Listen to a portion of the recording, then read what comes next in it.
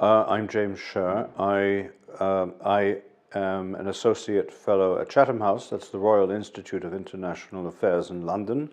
For 3 years I was head of the Russia and Eurasia program. I'm now still connected with that program. For 15 years earlier, I was part of a small group of analysts in the British Ministry of Defense that focused primarily on the Soviet Union, its armed forces, and after that Russia, armed forces and wider security matters, and neighbors. And as a result of that, I have been to Ukraine probably 150 times over the last 25 years. The Loisach Group was put together to explore or to have a discussion on re-engaging with Russia diplomatically, conversationally. Why do you think this discussion is worth having today? This is not a discussion that we had today. Since we have had 25 years of various forms of engagement at multiple levels with Russia, and as a result of factors that did surprise us but should not have done, which have been building up over this period of time, Russia in early 2014 launched an overt offensive against the whole legal and treaty regime that put the post-Cold War system in place. And the Russian government, the Russian authorities, do not disguise the fact that they regard this order as unsustainable, and their slogan is either we have new rules or none. So we have not been here to discuss engagement.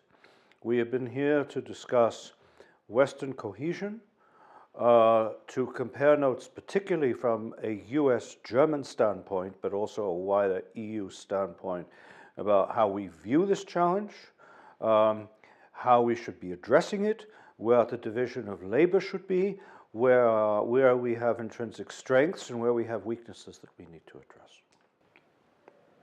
Would you say the Ukraine situation is the epitome or the key, the milestone event that has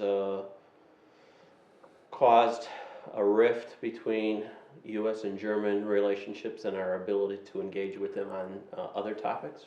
I do not see a rift between U.S. and German relationships.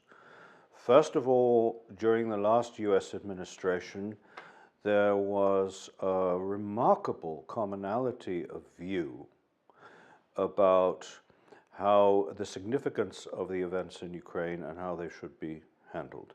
If anything, and I think for understandable reasons, Germany has had a clearer view of how important Ukraine's success is, not just for Europe but for the West as a whole. And the spanner in the works now is, of course, Donald Trump. And the news is so far better than what people feared, because he has appointed a very impressive, competent national security team, which inspires confidence, which provides assurance that there's going to be that there's going to be continuity in policy. But at the same time, and I think it's a very positive thing, these changes in the States have made it clear to everyone in Europe that Europe must invest at least as much in its own security as the United States. So, Europe today, and Germany understands this better than everyone and anyone, faces now suddenly two big dangers where we didn't think we had any. First, there is a military danger in the East. For 25 years, we convinced ourselves that military force no longer mattered in European affairs, that it was no longer an instrument of policy. We have that. And then we have a U.S. president elected who in his campaign has crudely and brutally called into question NATO, all the framework of solidarity and security that we have in Europe. And this is having quite an effect here, which I think we can turn to our advantage. but it's forced us to think in far more bracing terms about what we and Europe can do in this area. And the importance of this also matters to the transatlantic relationship, because the U.S. needs to see Europe playing a much more proactive role in security than it has to this point. Let me ask you this question. What recommendations would you give to policymakers in Germany and the United States with regards to Russia? Well, I think we have a challenge with the Americans. It's not a new challenge, but now it's an urgent challenge, which is to persuade Washington, to get them to see that there are non-military aspects to security which are as fundamental to security as the military ones. And most of these are issues that NATO was not set up to address and doesn't deal with very well, but which the EU has been dealing with, though without the emphasis now required, starting with energy security, strengthening countries' independence from over-reliance on Russia. This means money in infrastructure, building interconnectors between pipeline networks, building ports for LNG terminals. It's that. It's also strengthening the resilience and cohesion of new members of the EU, professional regulatory structures, reliable, trusted law enforcement, all of this. This is major work. This is absolutely integral to security. Everyone who looks at the Russia challenge now knows that even after the revival of its military power, most of the Russian threat is a non-military threat. The EU has to put itself in the lead of dealing with this and show the United States that this matters and contributes to security, at least as much as paying 2% a year on defense budgets. If you could sell this bill of goods to the United States, yes, what would be your selling point? My selling point would be to replace a narrow focus on defense with a focus on total security. Okay. Now, and my last question, obviously, this is probably the first discussion of many that we'll be having on this question of re-engagement and how it should be done. Do you see whether or not there is another partner or partners or perhaps a mix of expertise that should be continuing this discussion? Well, first of all, Ukraine is a very important partner, all right? Ukraine is the country that is actually fighting hybrid war with Russia while we talk about it.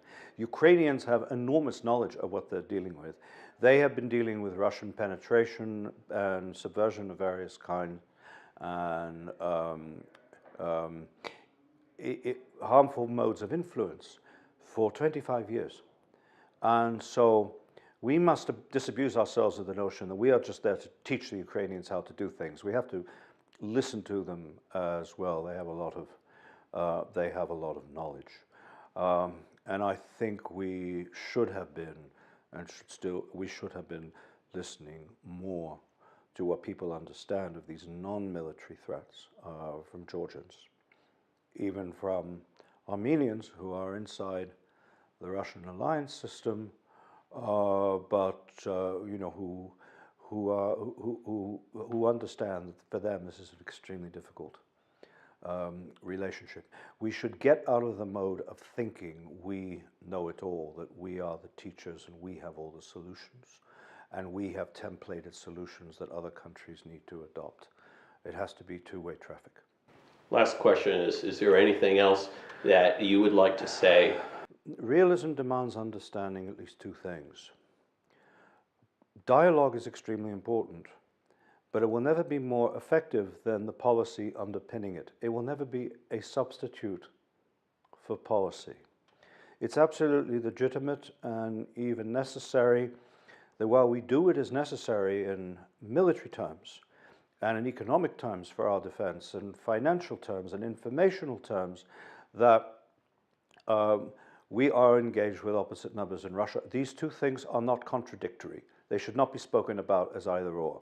Dialogue is even essential to deterrence. You don't have deterrence by sticking a battalion somewhere.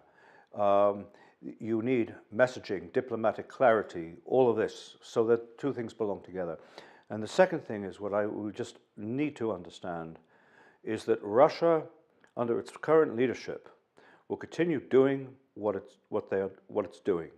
It will continue applying pressure throughout its periphery, everywhere it can, until it no longer can. They will not be persuaded to stop. The only concessions that would make them stop are concessions that no NATO ally would be prepared to make. About the Loisach Group. First, it's very important that it's in the Marshall Center, because now, as in the past, Western security turns first and foremost on the soundness and effectiveness and trust in the U.S.-German relationship. This is absolutely key. And if the United States and Germany are on the same page, then all the other problems become easier to address. So it was extremely enlightened decision to set up this group and base it in the George C. Marshall Center. And I think the consensus from what the discussions we had is this will be a catalyst for more, and this will be a continuing forum. Great, thank you. Thank you. Thank you for that.